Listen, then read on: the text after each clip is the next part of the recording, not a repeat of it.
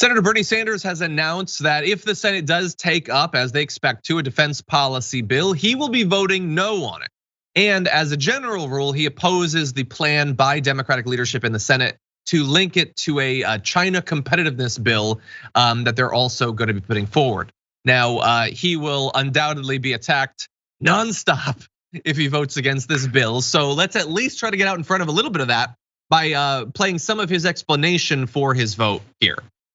I wanted to tell you briefly why I'm voting against the defense bill, which is $778 billion.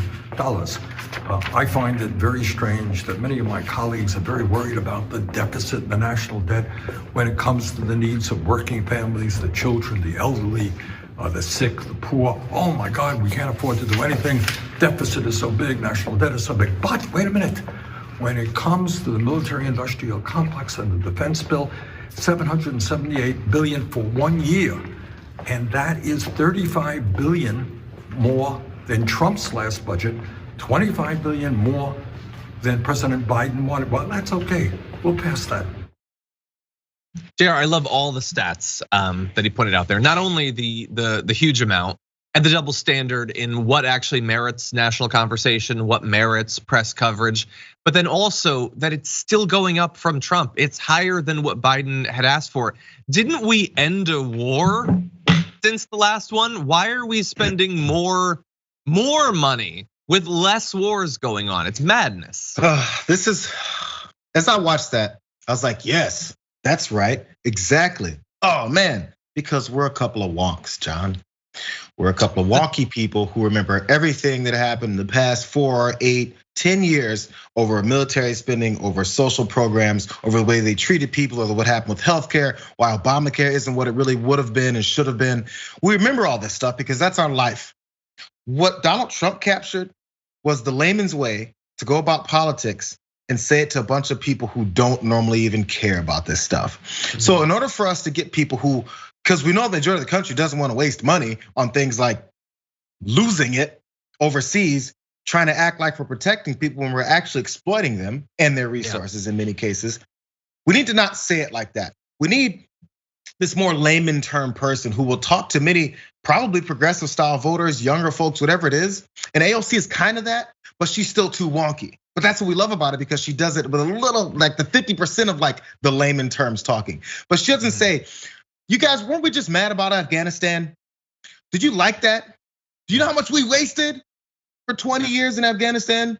Nobody says that right off the bat. Yeah, I'm mad about Afghanistan too. Piggyback off of what conservatives are saying, so layman terms and so capturing people's anger and hatred over any kind of spending in the country, and talk about what we're spending it on, because that's the part that's just not talked about, unless it's the Bernie Sanders who's walking down an aisle and is talking about this in a way that makes sense to us.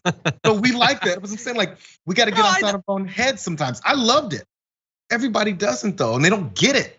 And I'm not condescendingly talking to people who don't get it, because I was once that person. I'd be like, yeah, old guys walking down the hall talking about, yeah, what happened in 2006 and 2010. I don't really care anymore.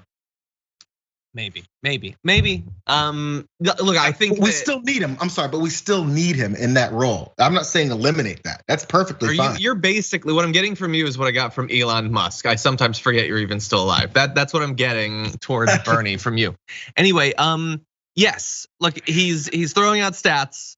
I agree. I think one of the reasons he took off in 2016 was that he's closer to that thing you are sketching out of being able to make it real and graspable. I think that AOC is quite a bit better even.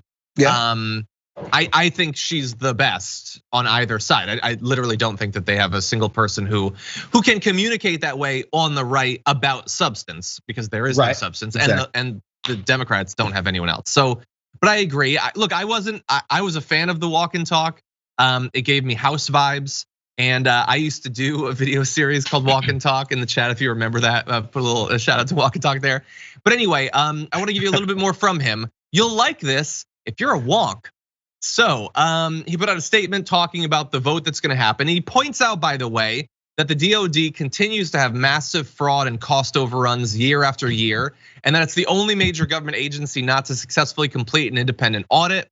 That has been true for years, and nothing is done about it because all of that money is wasted from a certain point of view. From the point of view of taxpayers, it's wasted, but it is going somewhere. And those people like having it. You get rid of that waste and all of that money doesn't go to the people who are soaking it up right now. True. Anyway, he points out some of what's in the bill, $10 billion going towards Blue Origin for space exploration. He says, no, Congress should not provide a $10 billion handout to Jeff Bezos for space exploration as part of the defense spending bill. Unbelievable. I personally am fine with money spent towards increasing our capabilities in space. I believe that can be inspirational. I think new technology can come from it. I just don't want any of it going to Jeff Bezos. But again, I guess this is this the wonky stuff, pointing out that some of it's going to go to this, I love it though. Like, I don't want to pull you off of like the positive side of this, because this is fine. He's calling out what no one ever calls out, and it's great. Which it's I think it sometimes doesn't connect, and it's not his fault because he can't get outside of his own self. That's who he is. That's why we like him, right? But we need someone else. We need more. What do you think of Katie Porter and her visual demonstrations of things? I love Katie Porter, and that's I think another step towards it. But she does it on the House floor. She does it during a subcommittee hearing on this particular bill and all this stuff, which nobody watches. I watch C-SPAN. Did she do it on Howard Stern? Exactly, right? Exactly. That's the difference. Look, Chris Christie is going on CNN and MSNBC and all stuff, selling his book like we talked about. But like, if it's doing it on the House floor and you're embarrassing people and we talk about it and call them out, it starts and it ends that day right there. But it's great. No, sometimes we talk about it on TDR the next morning. Right, and that's what's good. You do put it in those cases, right? But we have this audience that listens to what you say and how you say it, and that's great. John running for Congress, and if you have that same mindset and that same approach in the way you talk about it, people go, oh my God, there's a congressman who's putting this in regular terms, and it makes sense. If you look at $7.5 trillion and then go 3.5 billion for the original plan for the Build Back Better, if you just put it and tweet it and go greater than, less than sign between 7.5 and 3.5 billion, people go, wait, what's that 7.5 trillion going to? Yeah, and that is the most important takeaway from his thing. It's like, wait, we just spent months going back and forth on literally every inclusion in Build Back Better for basically twice as much money over 10 years, half the money over 1 year. Let's pass it. Don't question it. What are you talking about? You want an audit? You want to make sure that the money's not being wasted? What's wrong with you? By the way, just want to quickly note that when you referenced me running for Congress, I saw out of the corner of my eye, my producer's like, so that's what my life is like. Anyway, I also want to, oh man, we are going way over, I apologize. It's my fault. I guess we're wonks, it's interesting. No, we don't have Build Back Better yet. And if we don't get it, the argument that's being used, and we've already seen this be deployed is, but the inflations though, we've got the inflations, so we can't do Build Back Better. You've already seen that previewed ahead of time. Axios, Manchin may delay Biden's social spending plan over inflation. They're very worried about inflation. Again, they're not worried about it possibly coming from way more money being spent per year on the defense bill. But I want to reassure Joe Manchin and all of them that a new analysis shows the Build Back Better bill is not going to increase inflation. Mark Zandi is the chief economist at Moody's Analytics and says the bills do not add to inflation pressures as the policies help to lift long-term economic growth via strong productivity and labor force growth, and thus take the edge off inflation.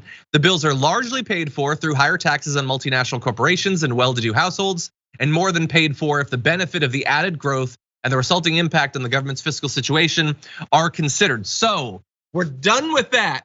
We're done with the inflation thing, except that we are very much not, because they're still gonna say it. Jake Tapper is still gonna say it, and Joe Manchin is still gonna say it, and if we don't get it, I guarantee that's gonna be one of the main things that they cite. 100%, that's the idea, and that's what we previewed. That's what they've shown us, and that's what's gonna happen. And then bring it up, saying, "Oh, gas prices," and oh my God, look at how much we're spending here. That grabs to people, whether or not they understand how it works or not. That's where it starts, and that's where it stops. They go, "Oh, Shell station just put my gas up at $4.75 a gallon. I can't believe it." And that's where it stops. They don't have any idea of how it works. And again, not their fault. Yeah. But it's got to be put in normal terms. That's all. I agree.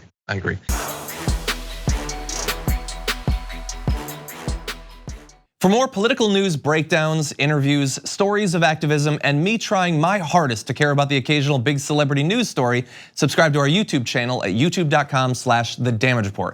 And you can ring the bell wherever it is so you don't miss anything.